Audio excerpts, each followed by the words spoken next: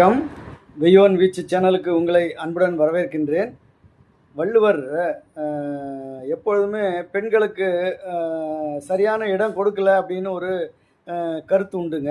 அவருடைய குரல்லையுமே வாழ்க்கை துணை நலம் அப்படிங்கிற அதிகாரத்தில் அவர் எப்பொழுதுமே பெண் எப்படி இருக்க வேண்டும் அப்படின்னு தான் சொல்கிறாரு.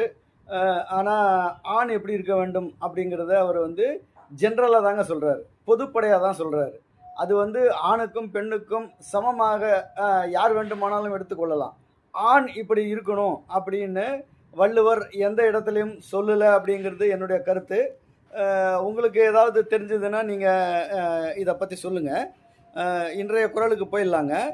தற்காத்து தகை கொண்டான் பேணி தகை சான்ற சொற்காத்து சோர்விலால் பெண். இதாங்க இன்றைய குறள்.